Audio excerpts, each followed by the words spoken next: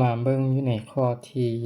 37เนาะของบทแสงจดชั้นม.4 วิชาธรรมศาสตร์ทรงเรียน2023-2024เนาะเป็นอะไรให้เป็นเบิ่งนำกันคือคำถามข้อนี้เป็นเรื่องของหม้อแปลงไฟฟ้าเนาะ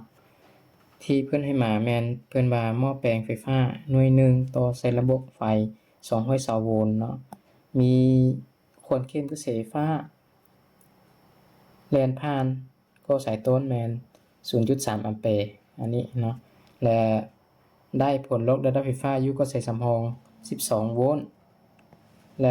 และควรเข้มกระแสไฟฟ้าแล่นผ่านก็ใส่สำรองแม่น5 แอมป์ประสิทธิภาพของหม้อแปลงนี้แม่นเท่าใดคือเพิ่นถามหาประสิทธิภาพหรือว่าเพิ่นถามมาแบบว่าหม้อแปลงเขาเป็นหม้อแปลงแบบยังดีเต็ม 100% บ่หรือบ่เต็มแล้วมันเป็นหม้อแปลงที่เสื่อมสภาพไปแล้วบ่แม่นนั้นหั่นนะ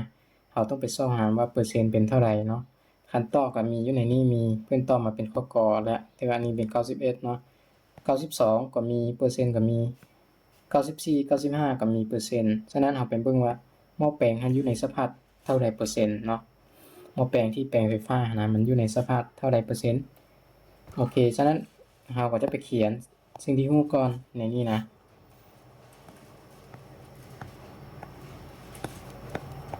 สิ่งที่รู้เรามี220 โวลต์นั่นเป็นก็สายต้นเนาะเป็น U1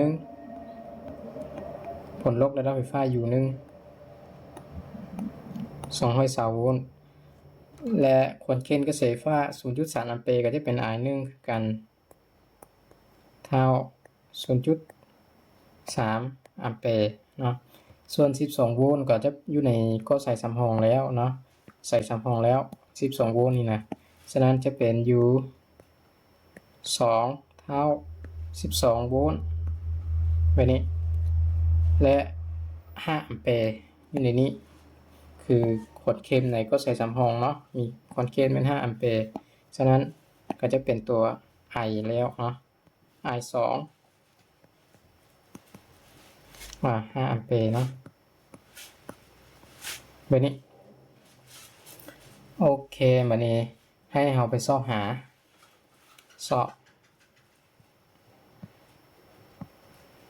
ประสิทธิภาพมันจะเป็นตัวเอตาเป็นหมายในนี้เนาะประสิทธิภาพบัดนี้เราจะไปสอบหานี่แมนอาจารย์จะมาแต้มรูปให้อธิบายเกี่ยวกับเรื่องของหม้อแปลงเนาะอธิบายหม้อแปลงให้เบิ่งก่อนอาจารย์จะแต้มรูปแบบแต้มรูปหม้อแปลงเดี๋ยวเอาเดี๋ยวอาจารย์ลึกก่อนเนาะคิดใหม่รู้สึกว่ามันบ่ซื่อโอเคเนาะซื่อเนาะแต้มรูปหม้อแปลงตัวอย่างอันนี้เป็นรูปของหม้อแปลงที่เป็นสัญลักษณ์เนาะของหม้อแปลงไฟฟ้าเพิ่นจะเฮ็ดกอสายในนี้บ่ฮู้ว่าเท่าใดรอบแต่บ่ฮู้กอเท่าใดเนาะแล้วก็ขีด2ขีดอยู่กลางบางเทื่อก็ขีดเดียวแต่ก็มีหลายแบบคือกันขีดบ่ซื่อก็บ่เป็นหยังเนาะขอให้มันเป็นรูปแบบของหม้อแปลงอันนี้เป็นรูปของหม้อแปลงเนาะตัวเกี่ยวๆนี่เพิ่นจะเอิ้นว่ากอสายนั่นแหละกอสายต้นตัวนี้ก็จะเป็นกอสาย3 ห้องเนาะ3 ห้องแบบนี้คือในคันถามนี่เพิ่นบอกว่าเอา220 โวลต์นี้ต่อใส่หม้อแปลงอะไรเนาะก็คือไฟจะเข้าจะเบื้องก็ใส่ต้นหันเป็น220 โวลต์เบื้องนี้220 โวลต์เนาะ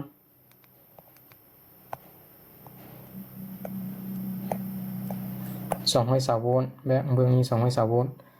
แล้วพอต่อ220 โวลต์มันจะมีกระแสไฟฟ้าแล่นอะไรเนาะ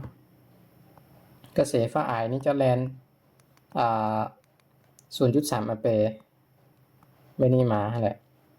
พอมันแล่นแล้วนี่มาไฟเบื้องนี้อาจารย์จะเขียนเบื้องนี้เบื้องอันก็สายต้นนี่คือเบื้องไฟเข้าเนาะไฟเข้า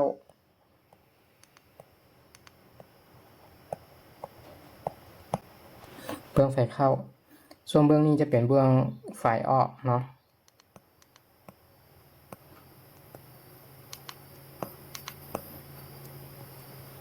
ไฟออกไปนี้เราจะรู้ว่าเบื้องใดเบื้องต้นก็จะเป็นเบื้องก็สายต้นนั่นเลยเนาะจะเป็นเบื้องไฟเข้าอยู่เสมอวันนี้เบื้องไฟออกนี่ก็จะเป็นจะได้อยู่12โวลต์เนาะ12โวลต์แล้วก็มีกระแสไฟฟ้าแลนไปมาอยู่ในสายอยู่ในนี่หม้อแปลงอันนี้เป็น5แอมแปร์แบบนี้เนาะแล้วให้เราบอกประสิทธิภาพของหม้อแปลงที่ว่ามันเสื่อมสภาพหรือว่ายังจักเปอร์เซ็นต์ที่ยังเป็นหม้อแปลงอยู่ได้จักเปอร์เซ็นต์เนาะเราก็อิงตามสูตรเลยมาบดเกมอันนี้นะเรามาบดเกเลยเนาะ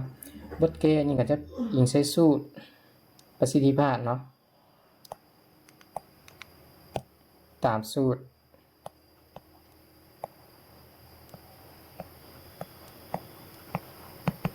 ประสิทธิภาพ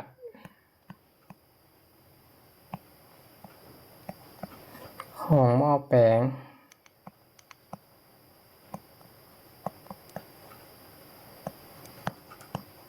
ไฟฟ้าหม้อแปลงไฟฟ้าเนาะเขามีสูตรแมนจะเป็นเอตา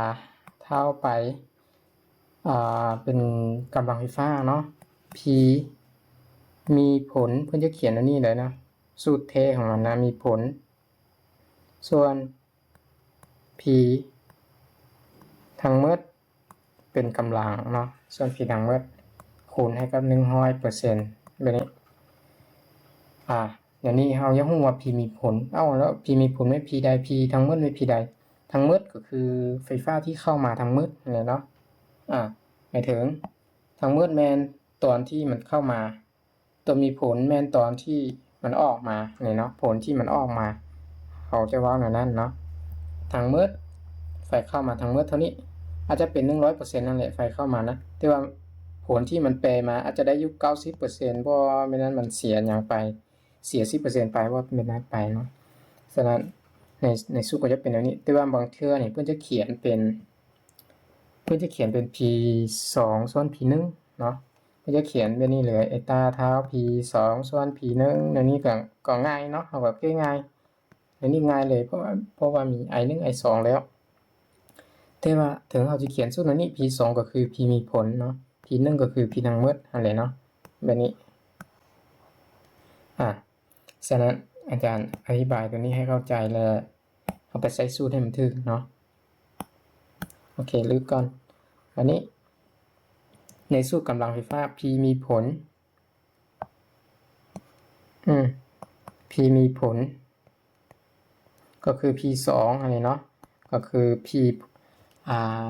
กำลังไฟฟ้าจะเท่า I คูณ U เนาะ I ก็จะเป็น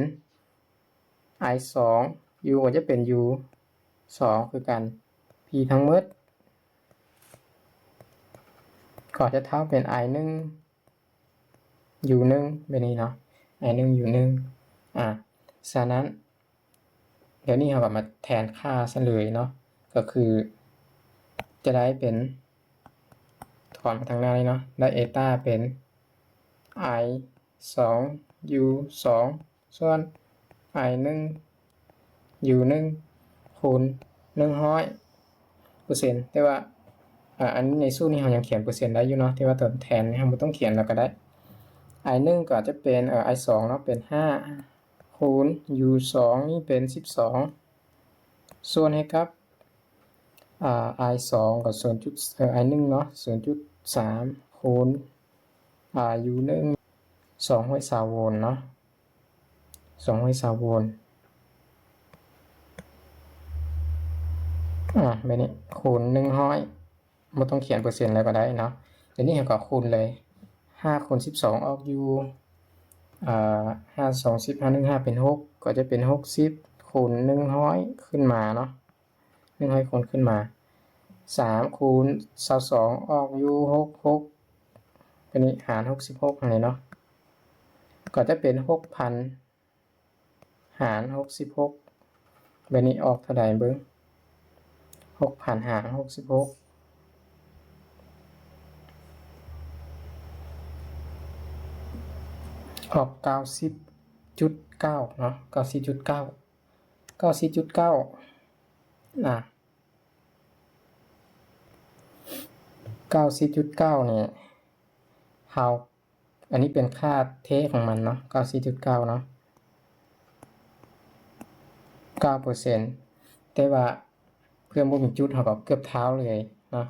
เกิดท้าว่าไอ้ตานี่นะมันเป็น91เลยเพื่อว่าในคันฐานแล้วบ่มี 94.9 ในคันถามปรนัยบ่มี 94.9 เป็นคันตอบเนาะฉะนั้นเพิ่นก็เลยเราต้องได้สุดเทียบแบบเทียบเท่าเป็น 91% เนาะ